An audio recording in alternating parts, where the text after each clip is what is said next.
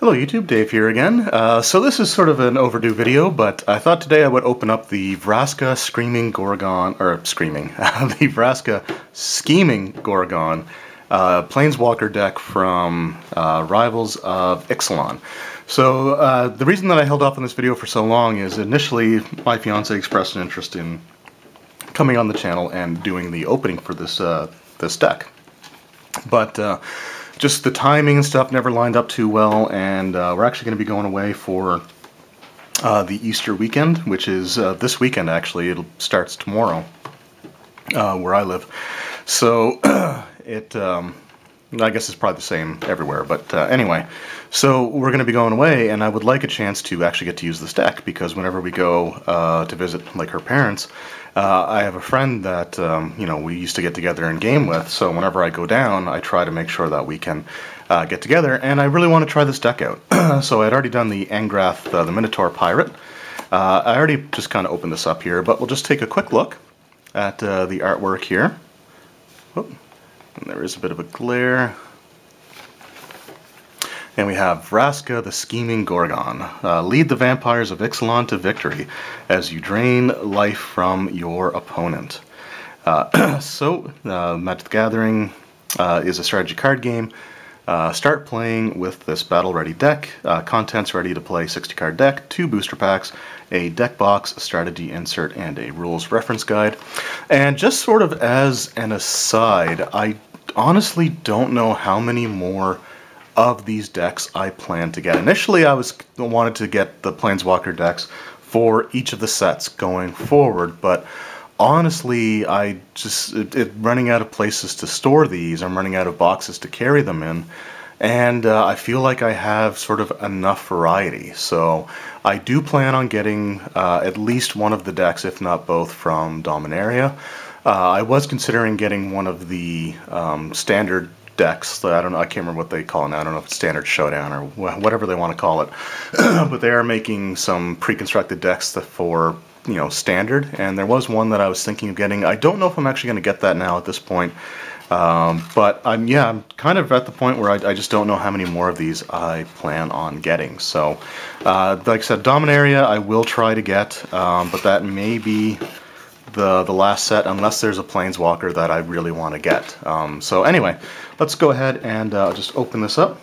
And as far as the packs are concerned, just hold on here. A little bit of glue. I do try to keep the packages. Is that one going to be difficult? Nope. Okay, there we go. I do try to keep the packages. Like I like the way the boxes look, so I do actually collect those. So I want those to be able to sort of reseal. But yeah, the packs that are inside, I will probably do in a separate video, and that might be one where I have my fiance on, and we'll each open 2 packs. So first, let's just have a look at, and just from having it sit in the box, it's already warped the cards. So I do have some Dragon Shield sleeves, which I really love the Dragon Shield sleeves, especially since they come with a nice box that you can turn into a great deck box. So just have her in there. So we have Vraska the Scheming Gorgon. So she's a Planeswalker, standard Planeswalker cost for these decks, which is 6 to bring her out. She starts with 5 loyalty. And so her +2 ability is creatures you control get +1/+0 until end of turn. -3 is destroy target creature. And if you can get her to -10, she has an ability that says, until the end of turn, creatures you control gain Death Touch, and whenever this creature deals damage to an opponent, that player loses the game. So that's a pretty powerful ability. I mean, you do have to keep her alive for 4 turns, 3 turns at +2 to build up the loyalty, and then you have to be able to get the -10 off. So it's not going to be necessarily easy, but that is probably one of the most powerful ultimates that the Planeswalker decks have had. And here we've got the Planeswalker deck box itself. Love the the nice purple color. It works very well. I think this is is this green and black? I forget the color combination, because I didn't actually, it was a while since I seen the spoilers of the deck. Oh boy. Alright, there we go. So we got it popped open there. So we got, oops, everything comes flying out. So we got our two Rivals of Ixalan boosters. Like I said, I will be opening those in a separate video, so that'll be the one that I try to get my fiance in on. So she'll open the two from this deck, and I will open the two from the other deck, and we'll just see which one has the better pulls, the better cards. So Rivals of Ixalan is not a set that overly excited me. I mean, I still have the sealed booster packs from the first deck that I opened up, which was pretty much right away when it came out. And we just have our little ad insert in here, which just shows off the Deck Builders Toolkit, which they got like Deck Builders Leagues, which is actually kind of cool. And then just some information. What's interesting is they no longer have the deck list in these inserts, and for me that's kind of weird. All the other ones had this until they started the Ixalan block, where they changed the packaging and the format for things, or at least that's how I remember it. So it's just weird that they don't have the deck list. I thought that, you know, it would be a good idea to have the deck list and all that stuff, but of course we got our reference card. And here we have our deck. So I'm just going to go through and read the descriptions of the rare cards. And what I'm actually going to do is just sort of aim this down. Probably zoom in a bit. I'll take the wrapping off here in a second. But one of the things that I always noticed, and I'm super guilty of it myself, but whenever you're trying to show off cards in a video, if you're holding them, especially if you zoom in, you get kind of shaky hand. So, because you're holding them at sort of an odd angle to let the camera pick them up. So I'm just going to try this so I can just leave it down here like so. Oh. Alright, so we have the Champion of Dusk. And so it is 3 and 2 black for a 4/4. So when Champion of Dusk enters a battlefield, you draw X cards and you lose X life, where X is the number vampires you control. So losing life yourself in a vampire deck, drawing the cards is okay, but I'm assuming there's got to be some life linkers, ways to increase your life total as well in here. We have Vraska Scorn. So it is a sorcery, 2 and 2 black, and I think this is the fetch card for the Planeswalker. So target opponent loses 4 life. Yeah, you may search your library and or graveyard for the card Vraska Scheming Gorgon, reveal it and put it in your hand, and shuffle your library if you search it that way. So there's 2 of those. Okay, no, it's black-white. And then you've got Paladin of Atonement. So for 1 and 1 white, it is a 1/1 at the beginning of your upkeep. If you lost life your last turn, put a 1/1 counter on Paladin of Atonement. When Paladin of Atonement dies, you gain life equal to its toughness. So there's some life gain there. So yeah, there's got to be like life loss and life gain. And okay, so then we have Bishop of the Bloodstained. Enters a battlefield, target opponent loses 1 life for each vampire you control. That's a little better. Deathless Ancient. So 4/4 for 6, flying, tap 3 untap vampires you control. Oh, to return this from the graveyard to hand, that's not bad. Alright, Queen's Bay Soldier. Just a 2/2 for 2, just your standard, I guess the magic terminology for this is bear. Skymarch Bloodletter, so 2 and a black for a 2/2 with flying. Enters the battlefield, target opponent loses 1 life, and you gain 1 life. And another Queen's Bay Soldier. So I think we're going to have another Skymarch Bloodletter underneath this. It's weird that they do this, and I don't know why. Because it's like the deck isn't shuffled. So I don't know why there's like 2 duplicate cards that they just interchange them instead of just having the 2 like cards together. It's just so weird. But there's Queen's Bay Soldier, and there's Skymarch Bloodletter. So it's just a weird thing. I don't understand why they do it. Vampire Champion, 3/3 with Death Touch. And there's 2 of those, 3 of those, 4 of those. So they're 4 drops. Vicious Conquistador. Whenever it attacks, each opponent loses 1 life. That's not bad. Vraska's Conquistador. So on attacks or blocks, if you control Vraska, target opponent loses 2 life and you gain 2 life. And that's 1 black for a 2/1 creature. So this is the one that benefits from having the Planeswalker out. Each of these decks has that as well, and this is a card that would be exclusive to this deck. And there's 3 of those. Exultant Sky Marcher, so it's just a 2/3 flyer for 3. Famished Paladin. Well, it's 2 mana for a 3/3, so it doesn't untap during your untap step. However, whenever you gain life, untap the Famished Paladin. So there is a way to get it untapped. You just have to make sure that your life gain is going there. Then you have the Inspiring Cleric.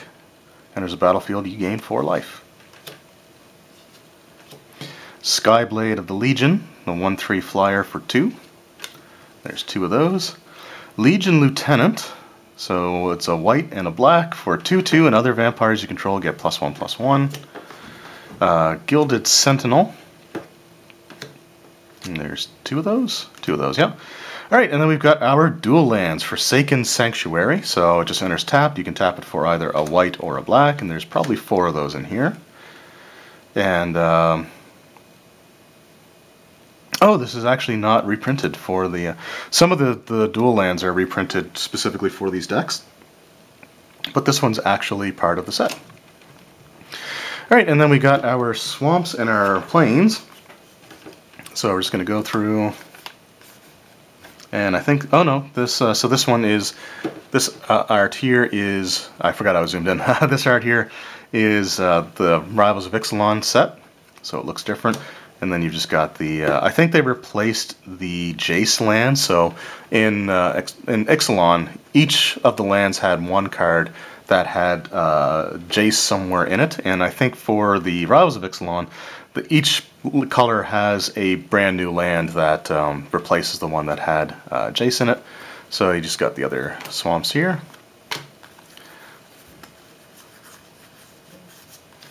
Alright, and then we got our plains.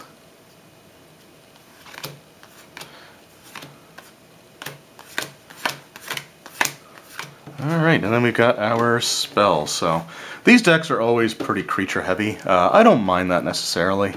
I kind of like, getting a nice wide board or having to deal with someone else's. So we got Moment of Craving, so it's 2, 1 in a black. Target creature gets -2/-2 until end of turn, and you gain 2 life. And there's 1, 2 of those.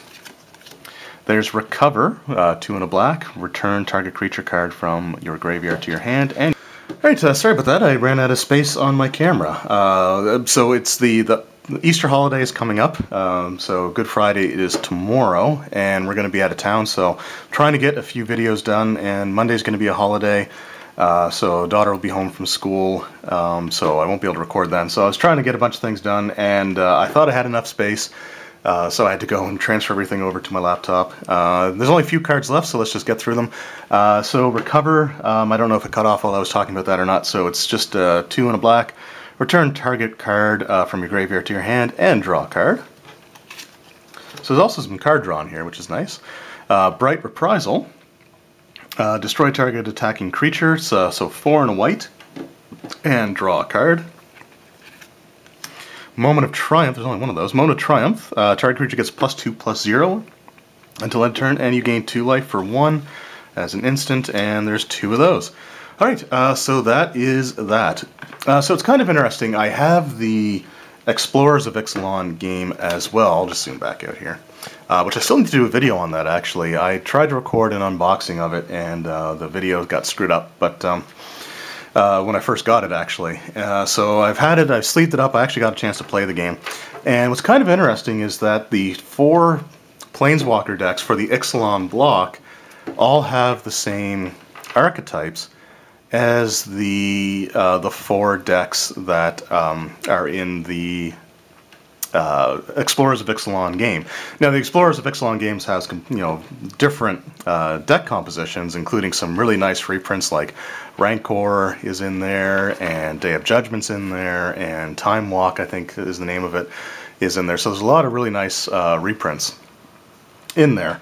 But it's funny because the 4 decks are Merfolk, Dinosaurs, Vampires, and Pirates. And the first set of the Ixalan Planeswalker decks had Dinosaurs and Merfolk, and the second set has your Pirates and your Vampires. So it's just interesting that, you know, all 4 of those archetypes are kind of shared throughout 2 different types of products. So they have like the sort of the board game aspect of it, and I don't know, I just thought it was kind of neat that it worked out that way. So anyway, let me know what you guys think in the comments below of these decks. So I enjoy the Planeswalker decks. It's not that I don't like the product, it's just that I have a lot of them now. So it's just, like I said, Dominaria will probably be the last set that I get both of the decks for. And then after that, I might just go and get the one that I kind of like the most. I mean, we'll see. You know, time will certainly tell. I wasn't actually necessarily planning on getting the Rivals of Ixalan Planeswalker decks, and I ended up getting both of them. So we'll see what happens. But I have so many of these things already that I just, you know, I've got lots of variety in the decks that I play, and so yeah, I don't know how many more of these I actually really feel the need to pick up. So anyway, like I said, I hope you enjoyed the video. And as far as the pack openings go, like I said, I will save that for a separate video where my fiance and I will both go through and open up a pair of packs. So anyway, thank you guys very much for watching. I hope you enjoyed the video, and we'll see you next time.